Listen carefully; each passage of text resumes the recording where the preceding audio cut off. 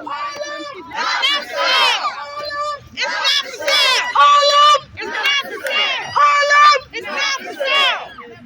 get it. Let's go. Yes, Shazam! Come on, Tanisha. Set it off. Come on, guys. Go get it. Set it off. All right.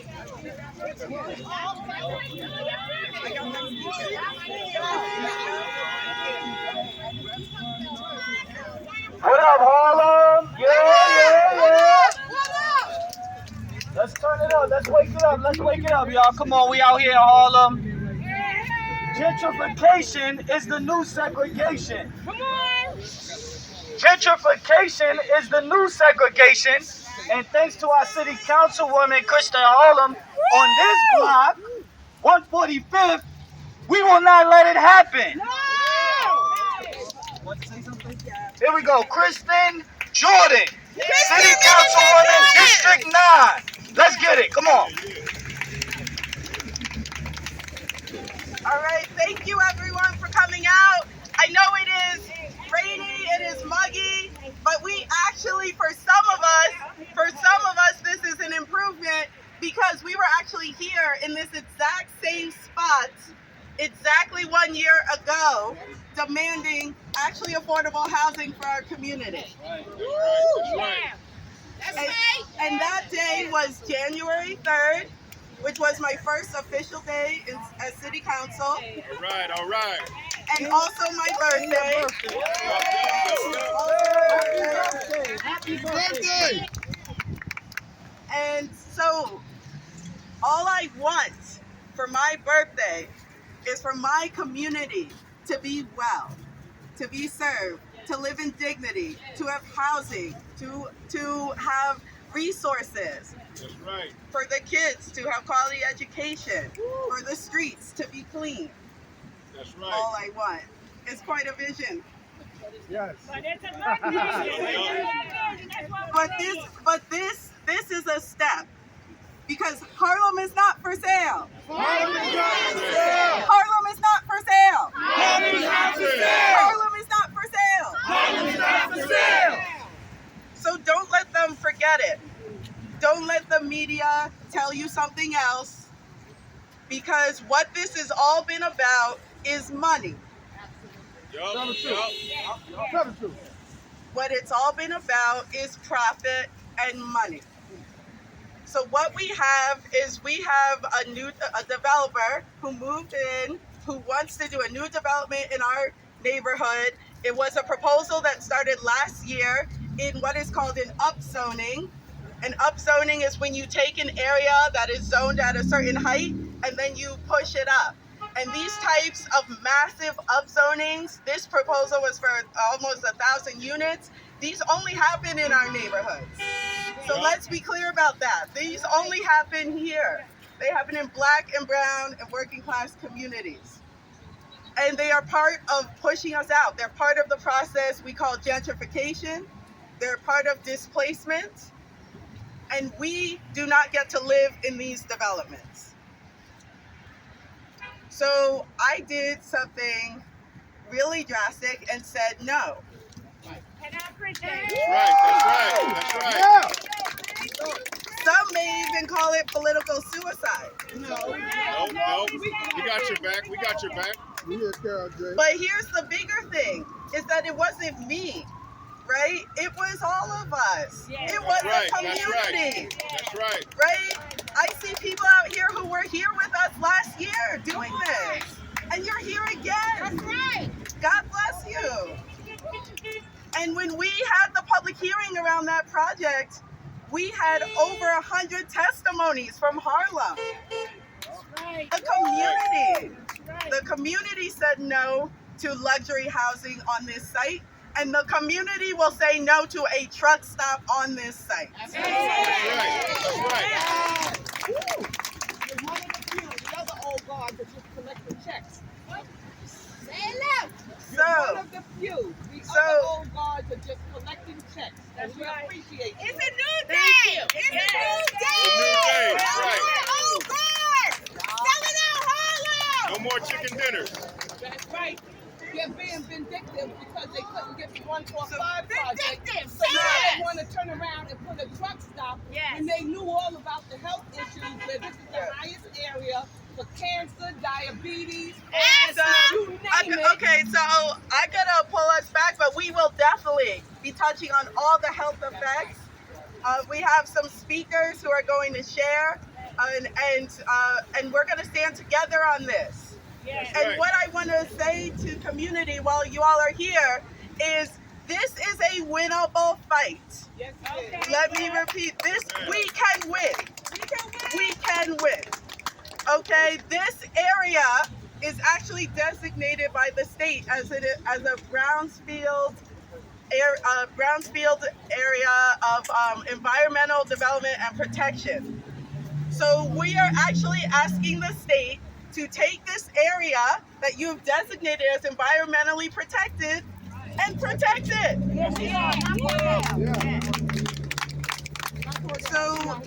So we have circulating clipboards. I have some team members with petitions because what we're doing in our efforts to shut it down is saying that there should be no state licensing for an environmentally hazardous business in this environmentally protected area. So with that, I'm going to get to some of our speakers. And first up, I'm honored to bring up Pamela from We Act.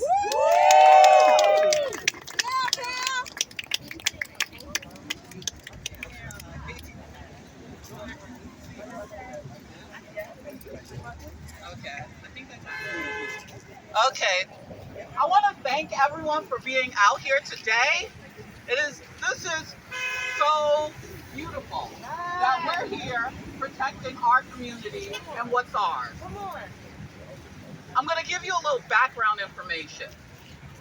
Low-income communities and communities of color have historically been burdened by disproportionate number of pollution generating facilities such as factories, power plants, bus depots,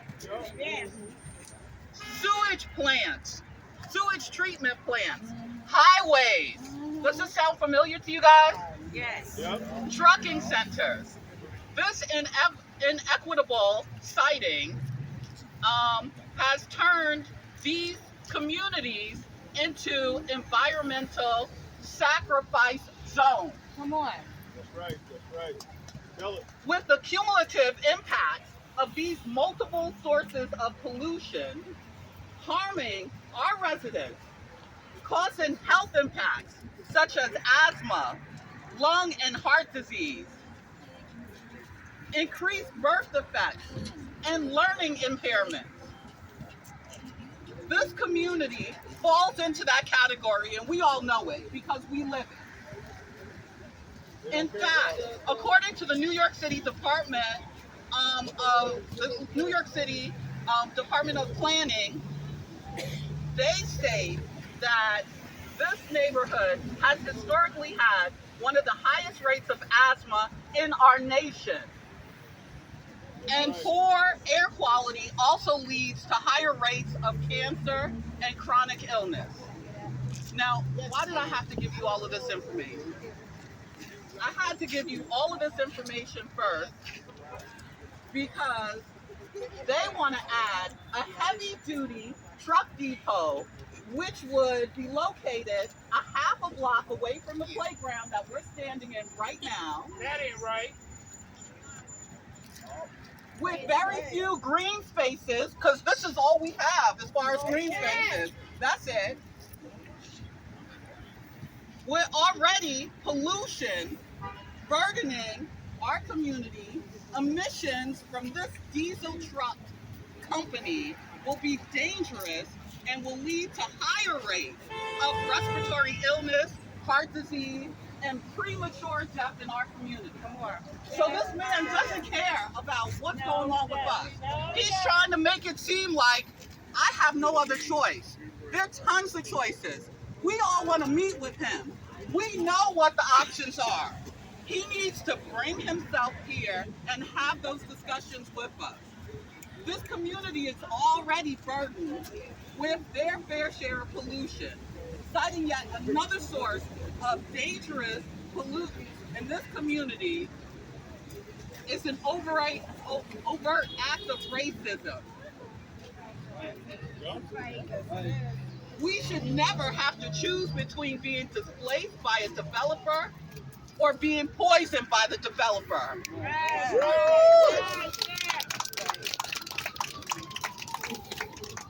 We deserve better. You deserve better. Continue to speak up. Thank you. We deserve better. We deserve better. We deserve better. We deserve better. We deserve better. We deserve better. We deserve better. We deserve better. When we fight together, we win. Say that. When we fight together, we win. So thank you. Thank you, WEAC. Thank you, Pamela. We appreciate you speaking out. I want to say just a word about coming to the table because it was brought up that the issues with this developer have been that he refuses to sit at a table that involves community. So let's be clear on that because they will tell you it's me. It's not. I meet with developers, but I do not meet with developers privately behind closed doors. Come on. Yeah. I like to have community advocates in the room, and that has been a problem. So let's echo that demand as well. We need this developer to come back to the table with me and community, looking at the community standards that we already set as a community based on census data of where income levels are in our community and develop real, actually affordable housing. That's right. Yeah. Yes. So I want to bring up someone who was here with us last year when we were protesting and is here with us again to protest this truck stop. Miss Millicent Reddick.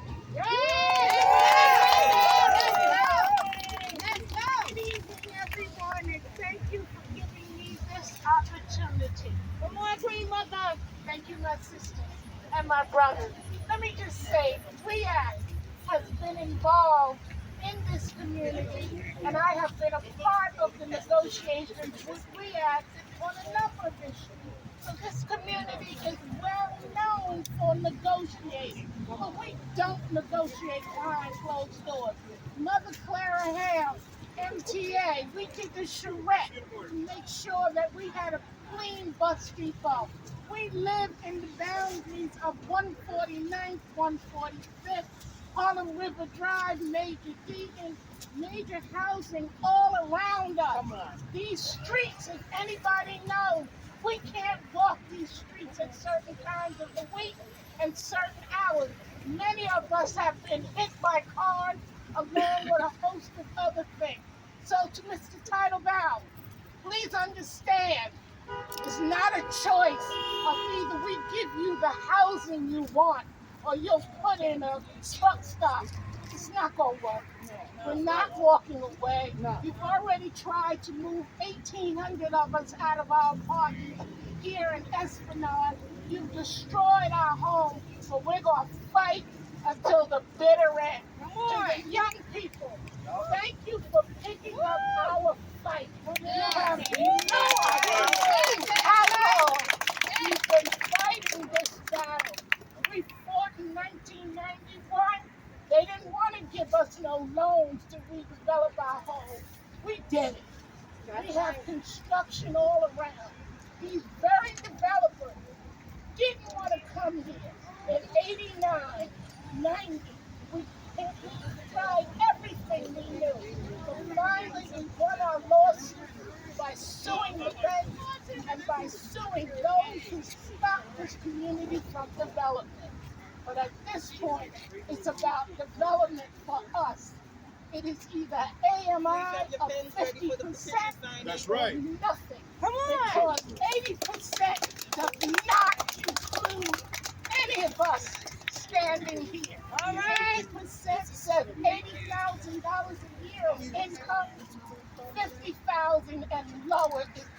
come up with people. It is insulting to think that you will offer us 25 units of housing for a family of 4 when you are building 900. Gotta come back to us with something better. It's criminal. Well, It's criminal. we are not gonna let you do anything, even if we have to lay down in the streets and say, no more. No more! No more!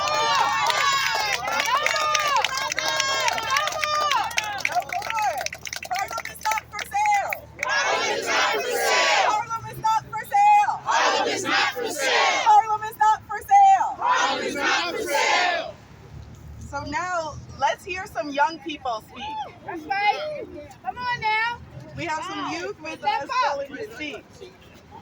Let them know where you're from. Who you got. Oh, yes. Tell us your name, baby. All right. How's everybody doing? I'm Freddie from the Bronx. I represent TAG, and TAG is basically teaching the generation to not only come together for a cause, but to have a voice. So basically, we all came out here today. Y'all see, as one. We came in, and we're gonna leave as one for this cause. We here all night for y'all. Thank you!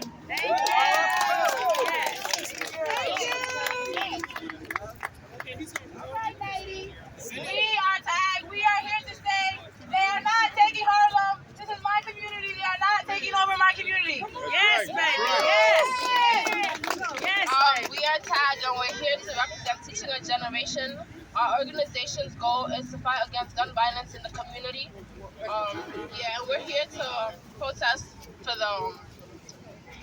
the community. Harlem is not for sale. Harlem is not for sale! Harlem is not for sale. Harlem is not for sale! We see you, young activists. Let's hear it.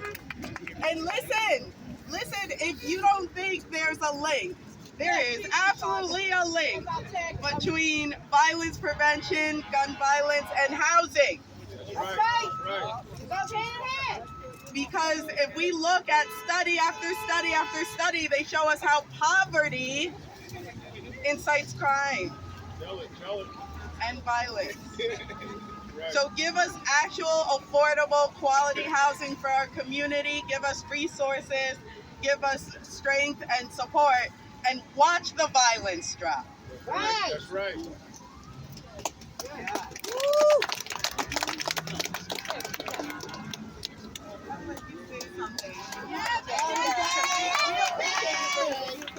I just want to say thank you to Councilwoman, thank you to TAG Youth, and to all of the community. I think it's important, while this fight might not be for everybody, it might not affect everybody, we have to learn to fight one another's battles. At TAG, we believe in teaching a generation. As leaders, we have to lead by example, and that's why these young folks are here. They might not know about affordable housing yet. They might not know about the concerns of asthma or the health that it's affecting. But one thing they do know is that how do I lead? I gotta be present. I gotta be willing to get up and help fight for the voiceless, be a voice for the voiceless, and that's what these young folks are doing. And I urge everyone else in the community to continue to do that. It might not be your fight, but it's somebody's fight who's unable to talk, and it's important that we're there for them. So Councilwoman, I appreciate you. TAG stands with you, and we stand with the Harlem community always. Thank you, baby! Thank you, Jay. We always appreciate the youth. So I have a couple more speakers, and then I promise we will wrap it up. It's been a real blessing that the rain has held off. And but I want to invite up someone who's a young woman who was with us before, taking a stand again. So against the luxury housing, now against the truck stop, fighting for what our community really needs and deserves. Brianna.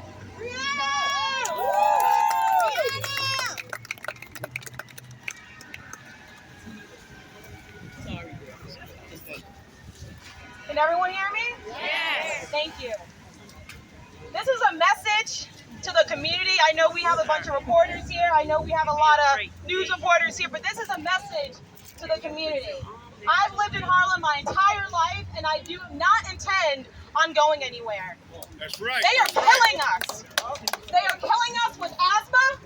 They are killing us with housing inaccessibility. They are killing us with housing instability. And they are killing us with cars. We have to wake up. We have to get together as we are doing now, and we have to fight against this.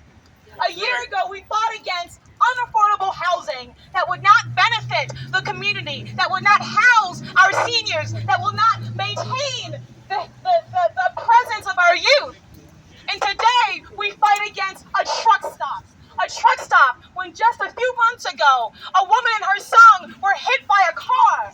When just a few months ago, a neighbor of mine almost got hit by a car. In fact, she did get hit by a car, and she survived that luckily.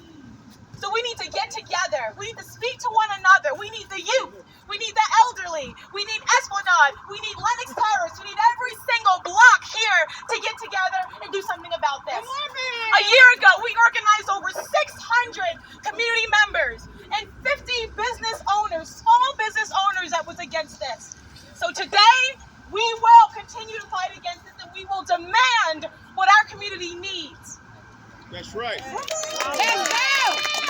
Very good, Brianna. Very good. I want to say Brianna for senator.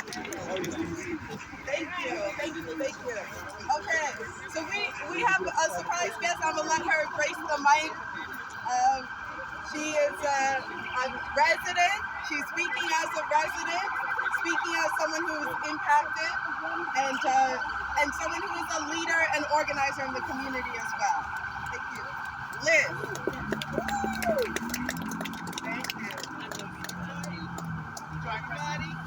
Hi, I'm speaking in terms of being a long-term resident of Harlem, and also I do some community work, volunteer, so I'm going to get involved as well in REACT for environmental justice.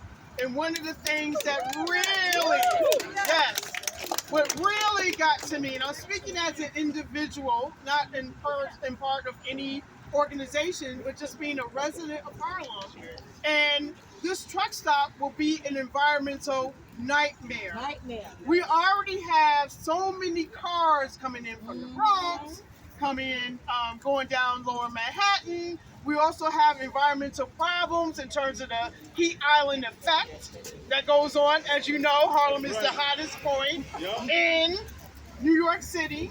So we also have to deal with that. We don't need additional. We just cleaned up, I know that REACT probably spoke about it, cleaned up the Mary Claire bus terminal. We also brought out some electric vehicles just to make sure that the environment in this community is going to be as clean and as safe as possible. So I am totally against it, again, as an individual and as a resident here in Harlem. We have to say no! Stand back! No! Speak out! Make sure your voice is heard. It's very important. And I thank you for this time. Thank you so much.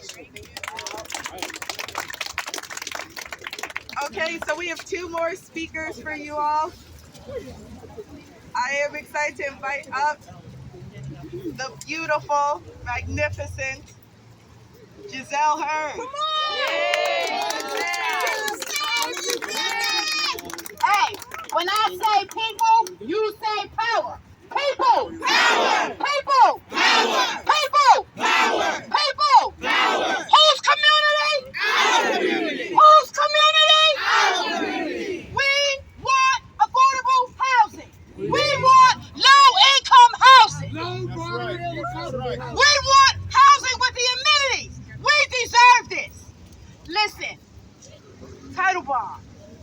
You know what, dude? You came here trying to stroke the pen, talking about you're going to go green and all of this here. But how do you go from green to a truck stop, dude? How you do that? We have 19 shelters in our district alone. What is that telling you? We are tired of being experimented on. We are tired. We are tired of being not counted in, excluded. Exploited. We are tired. We are tired. terrible shame that we have to stand here on 145th Street, where this block used to be live with beautiful black bodies, just having a good time and living in peace. And now we're fighting racism.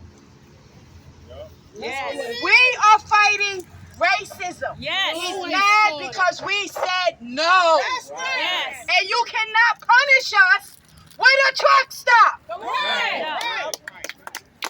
This is what unity looks like. And I just want to let you know, at our next rally, our next protest, it's going to grow. Come on. We're going to have the people out here because this is the people's community. This is our block. That's right. All of them. And what we're asking for is actual affordable housing. It's not impossible. Charles Barron did it. Come on. Charles Barron did it. 100% affordable housing. 26 units. 2,600 units, people, in East New York. Brooklyn. So if Charles Barron can do it, if those developers can come and have a conversation for the decency and the integrity of that community, then the same thing can happen here. East New York is not. And we're asking that. We're asking that you treat us as human beings, that you help us to take care of our seniors, our babies. Come on. So that's all we want. We want you to come to the table and come correct with HPD. Come correct with some real affordable housing. Not that thing you had that said slave quarters. Come on, y'all. We know what was on that thing. I'm not gonna be quiet about none of this. Come on. Talk about it. Because if we don't expose the truth, we'll continue to live in the dark. Come on. Yes. That's it. Come on. All right, one more time. If I say people, you say power. People, power. People, power. People, power. And that's where the power lies. In the Come on, Social engineering and racist capitalism. Absolutely. So, thank you, Giselle, and thank you for highlighting what I said at the beginning, which is it's about money. It's about making money. It's about exploiting our community. Also, definitely shout out to East New York. You know, something interesting. I know we're in Harlem.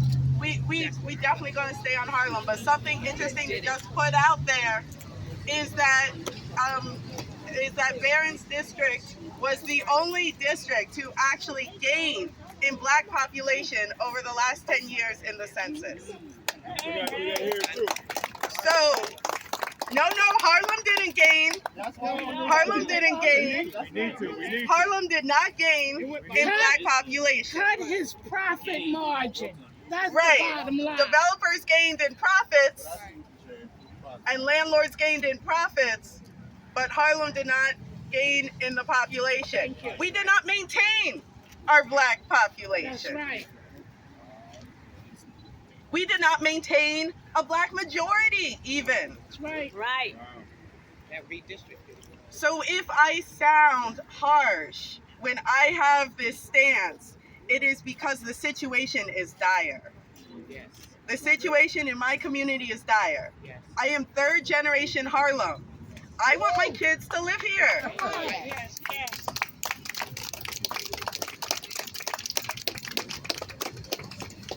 So with that, I'm going to lead us to our last speaker. Last but absolutely not least, you know we ended on a high. I have to bring in my sister in the struggle,